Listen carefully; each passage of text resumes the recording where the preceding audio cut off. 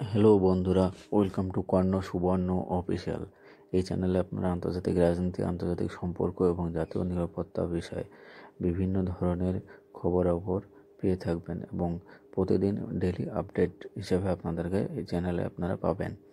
আজকের আলোচ্য বিষয় হচ্ছে এক্সারসাইজ ত্রিশূল, অর্থাৎ Indian army, Indian air force, navy যে এক্সারসাইজ কন্ডাক্ট করছে 21শে অক্টোবর থেকে পাকিস্তান সীমান্তে, যেটা ওয়েস্টার্ন কমান্ডো ছিল সেটা এখন পুরো ভারতবর্ষ জুড়ে চালু করেছে, অর্থাৎ eastern commando, eastern central commando এবং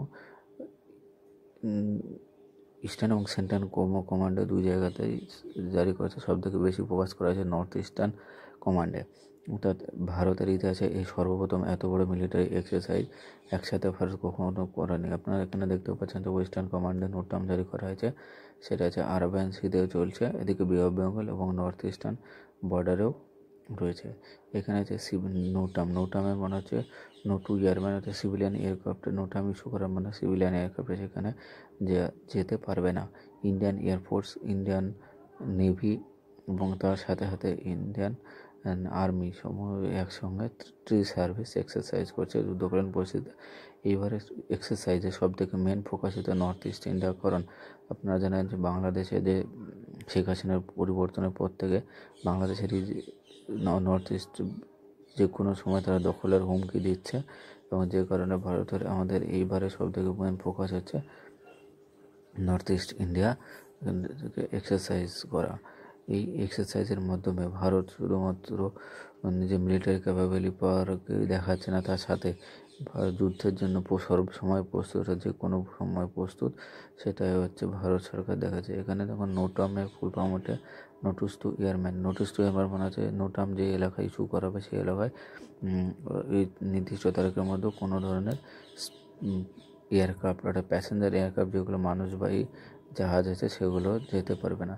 এটা আপনারা দেখতে পাচ্ছেন সেন্ট্রাল কমান্ডের পাকিস্তানের যে এটা হচ্ছে ডিফেন্স মিনিস্টার আশা খজিব ভারতের নোটাম ইস্যু করা থেকে বিশাল ভয় পেয়েছে এবং সে তাদের দেশের মিডিয়া চ্যানেলের এই কথাই বলছে যে পাকিস্তানের সাথে ভারতের আর একটা যুদ্ধ হওয়ার সম্ভাবনা রয়েছে। Possibility of war with India Khawaja সে will do better than before, অর্থাৎ ভারতের যে নোটাম ইস্যু করাতে পাকিস্তানরা ভয় পেয়েছে।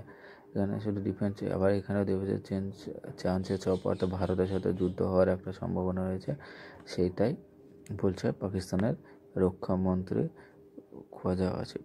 তো আপনাদেরকে মেন যেটা বলেছে এক্সারসাইজ ত্রিশূলের মেন ফোকাস হচ্ছে বাংলাদেশের সীমান্তবর্তী এলাকা, অর্থাৎ নর্থ ইস্ট ইন্ডিয়া, পশ্চিমবঙ্গ থেকে শুরু করে আসাম, মেঘালয়, ত্রিপুরা, নাগাল্যান্ড, মিজোরাম, এই সমস্ত দিকে ভারত একসঙ্গে চালু করেছে। কারণ বাংলাদেশে শেখ হাসিনা যাওয়ার পর থেকে এখন আইএসআই হচ্ছে বাংলাদেশের ঘাঁটি এবং যেখানে আইএসআই তার স্লিপার সিলেক্টিভ করছে। আপনারা জানেন যে আগের আমি ভিডিওতে বলেছি যে পাকিস্তানের আইএসআই চিফ দুদিন আগে বাংলাদেশে এসেছিল এবং বাংলাদেশে এসে ডক্টর মোহাম্মদ ইউনূসের সঙ্গে মিটিং করেছে এবং মিটিং করে কীভাবে ডক্টর মোহাম্মদ ইউনূস বাংলাদেশকে যে গ্রেটার বাংলাদেশের ছবি দিয়েছে এবং সেই হিসেবে এক্সারসাইজ এবং এই এক্সারসাইজের মাধ্যমে আমাদের ভাইস অ্যাডমিরাল সঞ্জয় সাইন বলতে চেয়েছে যে অপারেশন সিন্দুর হচ্ছে অনগোয়িং আছে এবং যে কোনো সময় যে কোনো পরিস্থিতির জন্য ভারত সর্বদা প্রস্তুত।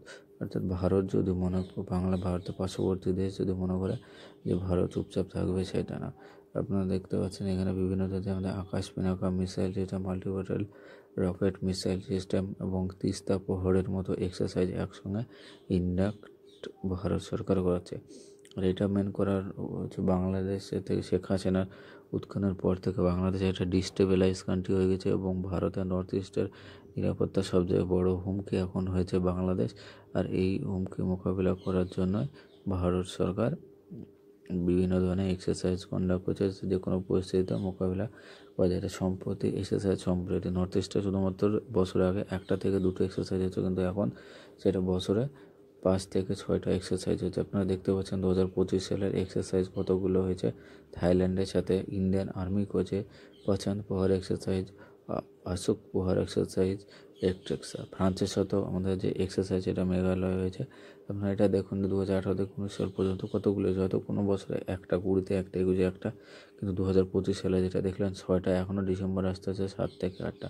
অর্থাৎ এই এক্সারসাইজের মাধ্যমে বাংলাদেশকে সরাসরিভাবে মেসেজ দেওয়া যে পাকিস্তানের কথা বেশি কিছু পাকিস্তানের কথা বেশি লাফালাফি করে লাভ নেই, কারণ ভারত যে কোনো সময়ের জন্য যে কোনো সমস্যার সমাধান করতে রাজি আছে এবং ভারত বাংলাদেশকে ভালোভাবে জব্দ করতে পারবে। এই নিয়ে তো ডক্টর মোহাম্মদ ইউনূস অনেকটা চিন্তা হয়েছে, যদি নর্থ ইস্টকে এইভাবে থ্রেটের মেথডে দখল দেওয়ার চেষ্টা করতে অপারেশন সেন্টার 2.0 ইস্টার্ন কমান্ডে লঞ্চ হতে পারে। Thank you for watching my video. বন্ধুরা, আপনারা এই চ্যানেলে বিভিন্ন ধরনের খবর পেয়ে থাকবেন। এই চ্যানেলটা নতুন, সেজন্য একটু অডিও প্রবলেম হচ্ছে, কিন্তু যত দিন যাবে সময়ের সাথে সাথে অডিওটাও চেঞ্জ হবে। আপনারা সাপোর্ট করুন, like and subscribe my video.